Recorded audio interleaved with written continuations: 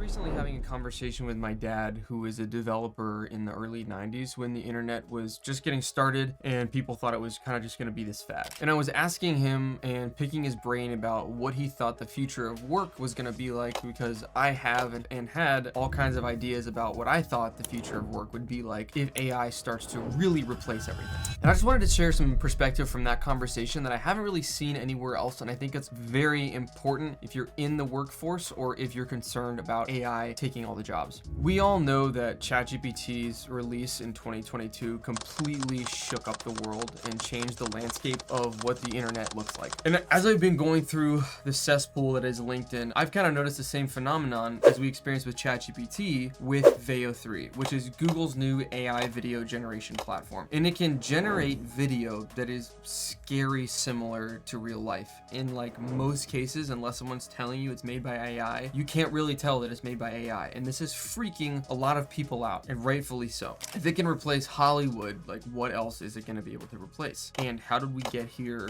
this fast? GPT was released in 2022, it's 2025, and we have videos with no actors, no directors, no screenwriters, just a guy sitting at a computer typing. And now more than ever, it seems like I'm hearing all this talk about UBI and complete AI takeover and massive layoffs that are going to like sweep across entire industries. And don't get me wrong, I do think there is a lot to worry about and a lot to think about and a lot to be concerned about, but I don't really think that most people talking about it really have an idea of what the implications are of something like that. In my business, we use AI and automation in virtually every part of the business. It's my entire business. AI implementation and automation is pretty much my whole business. It's my job to stay current and to stay up to date daily with what the newest releases in AI are. And the more time goes on, the harder that gets, because there's like 5 new AI companies starting every damn day. But I do my best as the owner of my business to be on top of what is new in automation and AI. I see where it can go, and I see the implications that people are making. And it appears that people are talking about AI takeover in a complete vacuum and not considering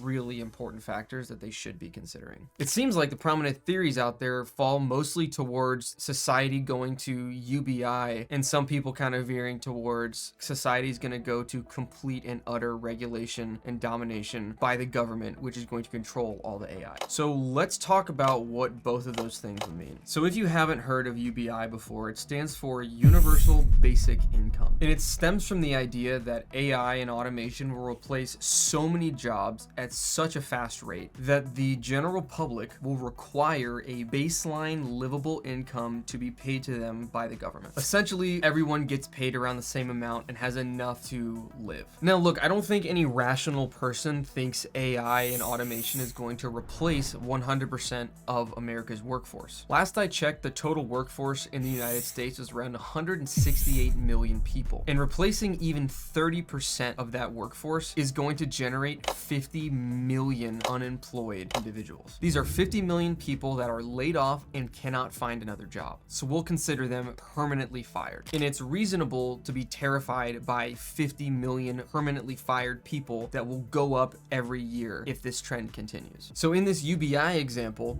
you would have 30% of the workforce laid off. That's 50 million people now being taken care of by the other 100 or so million people that are still in the workforce. So that leaves 30% being taken care of by 70%. And those numbers don't sound too crazy. I mean, 70% of people taking care of 30% of people, right? It feels like it should make sense. It feels like it could be a fair system. But at the end of the day, UBI is kind of just communism and Marxism repackaged and delivered in a new aged term. A society that is predicated on a class of working people taking care of a large class of not working people ultimately end in blood. It's completely unavoidable. You cannot have a system based on the inherent and required generosity of one group of people to another group of people. Now, the UBI apologists that might be watching this video, now I know what you might be thinking, well, we have welfare, we have unemployment, we have all these things. Yeah, 100% valid. We do have a class of people that does not work, that is being paid paid for by a class of people that does work, but the disparity is completely different. I think the amount of unemployed people right now is around 5 or 6 million compared to the 160 million people we have in the workforce. That is a completely different statement than saying 70% of the population will pay for 30% of the population. They're really not comparable at all. We're not talking about welfare here. We're not talking about a tiny percentage of people that are out of work. We're talking about a large majority of the workforce permanently fired. A large non-working class living off of a large working class will end poorly.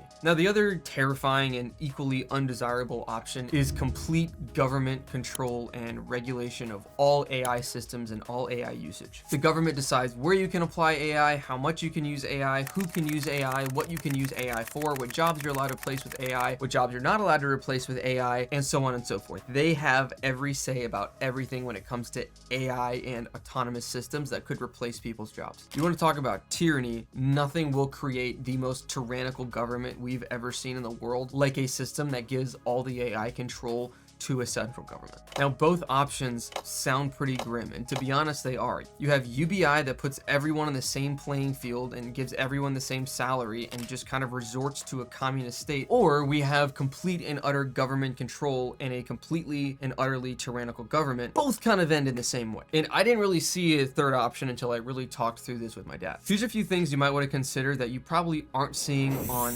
LinkedIn or whatever TikTok post is trying to terrify you into thinking you won't have a job in 5 years. The first is the government does not, by any means, want people replaced by AI. They have a vested interest in keeping people in the system for two reasons. Number one, AI doesn't pay taxes. It doesn't generate substantial tax revenue. And we all know that the government loves nothing more than to get its greedy little fingers all over our tax dollars. And AI doesn't have a social security number. It has no tax bracket. It has no way of being taxed. And number two, and this is probably the most important thing, AI does not vote. And this seems to be the part that no one is talking about. I mean, do you think any politician will ever run on the platform of, hey, I'm gonna replace all of you guys with robots and give you a crappy base salary to live on? Do you think any presidential candidate or a sitting president is going to allow themselves to lose 50 million votes by allowing whole industries to get completely wiped out and replaced by AI? Even if it was half of that number, do you think a candidate wants to lose 25 million votes across the United States, across many industries, because he's running on a platform or allowing all of their jobs to be replaced by AI? I don't think so. Our government and our presidents require votes to get elected. AI cannot vote. It is not good for a presidential candidate to run on a platform or allow its constituents to be replaced by AI. Nobody wants that. No one is going to vote for that. And as long as AI can't vote and people can vote, a president is not going to let its voter base get wiped away. It's complete political suicide. Now let's talk about the free market response a little bit, which I'm not seeing a lot of people talk about either. And I think this is super similar to people buying the Made in America sticker. It seems to me there's been a resurgence in interest in investing and buying from companies that manufacture or make things in the United States. There are more people out there than ever that are willing to pay a little bit more for products made in the United States. It has nothing to do with the quality. It has nothing to do with the shipping speed. People are making buying decisions based on what they feel is a moral obligation. Country, they're patriots. Now think about a business that advertises we're 100% human workforce, or one that says we hire X amount of employees, and they put the amount of employees that they're hiring or that they've kept or that they've increased over a set period of time. What if companies actually advertise that? Would you be willing to buy from a company that uses people versus companies that use AI for the same thing? The podcast Mind Pump jokingly put this little sticker on their cover photo of their podcast that says 100% human made. And I do think they did this to be funny, but I think it highlights a really important point. I would gamble that people prefer exceptional human service over exceptional AI service. And I think for humans to win over being completely replaced by AI, we have to start caring more about the experiences that we have with each other. Personally, I loved it when McDonald's switched over to kiosks for you to order your food.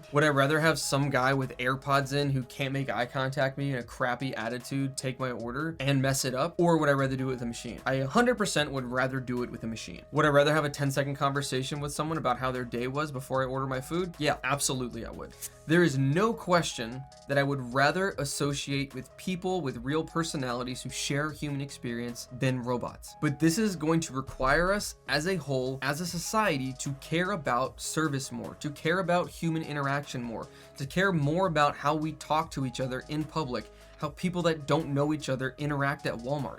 Like, I feel weird about bringing my kids to my local Walmart because it feels like there's always a fight breaking out or some crazy shit is going down. Would I rather just order from Amazon or online because going out in public feels like a public safety hazard for my children? Yes, of course I would rather order from my Amazon overlords. If Walmart was an enjoyable place to go again like it was in the early 2000s and the 90s when I was a kid, yes, I would 100% rather go to Walmart. At the end of the day, I think people are going to spend their money with companies who hire great people and focus on a great person-to-person experience. Will I ever switch to something like an AI video editor to edit my videos for me? Probably not, because I have an amazing video editor. His name's Audrey, and he's super talented, and I know when he's watching my videos and editing them, there is some sort of shared human experience that we have, and I wouldn't replace that even if the AI editor was as good as he is, which I don't think it is. The third thing to consider here, I think, is self-regulation. While I think it's similar to a free market response, I still think it's worth noting as slightly different. I truly believe that businesses would rather run over 10 miles of broken glass and rusty spoons than be